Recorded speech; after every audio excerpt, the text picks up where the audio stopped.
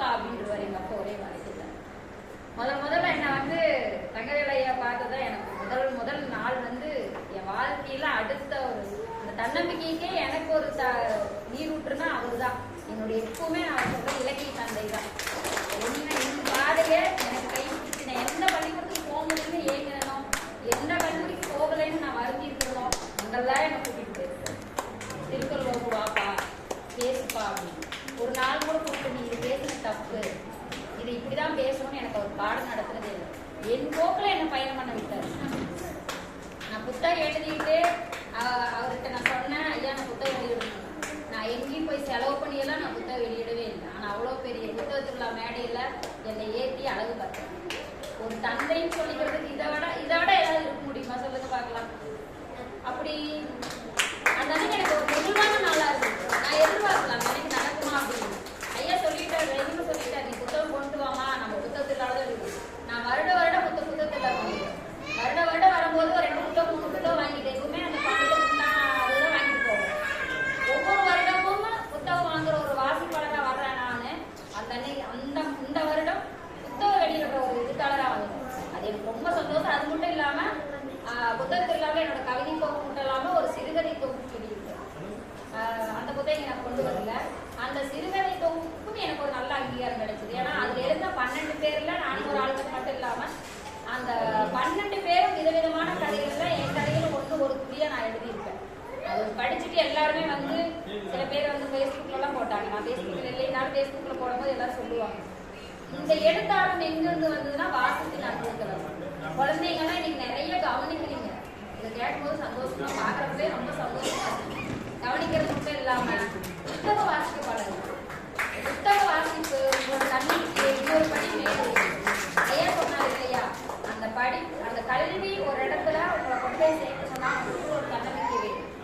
அதுதான் 3 ஆசிரியர்கள் சொன்னாங்க. அவங்க சரியான தலைப்பு தான் எடுத்திருக்காங்க. தன்னம்பிக்கை இல்லைன்னா அந்த கல்வி கூட சிறப்பாக இருக்காது. ஏன்னா இங்கே நிறைய பேர் நம்ம பாஸ் ஆகுமா ஃபெயில் ஆகுமான்னு தெரியாம படிக்கிற குழந்தைங்க இன்னைக்கு அதிகம்.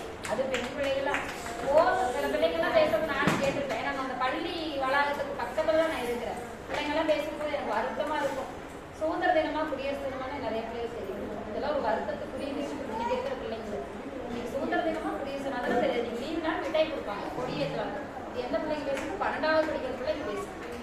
ஆனா இந்த நூலகத்துல ஒரு விஷயத்தை கேட்டுட்டு அந்த பொண்ணு அழகா சொல்றா, தன்னம்பிக்கை தான். நான் ஹிட் பண்ணிட்டு ஐயா அதான் சொல்ல போறாரு. ஏன்னா அவளை அழகா கவனிச்சா. 2 பக்கம் பேசுறத அவளை அழகா கவனிச்சா.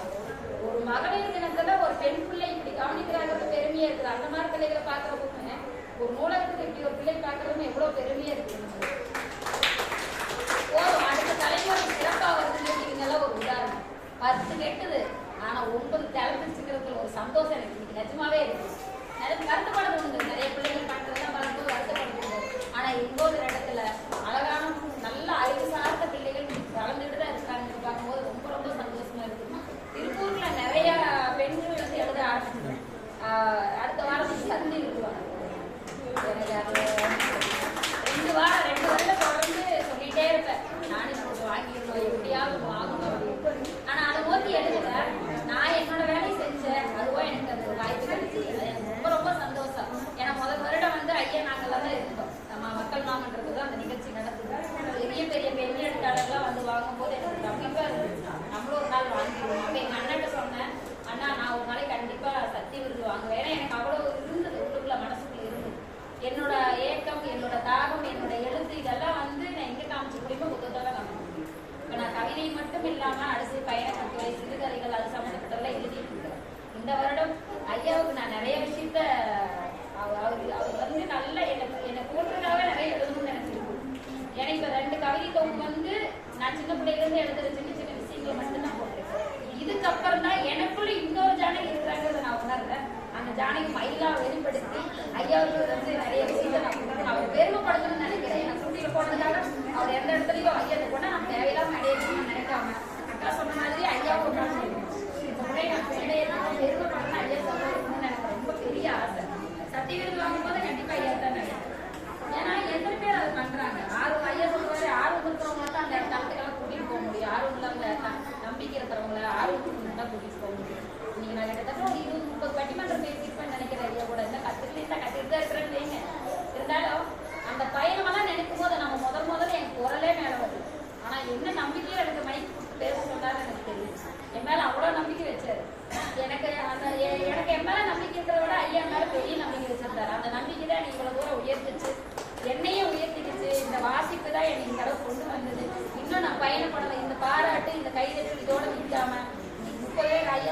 பையன்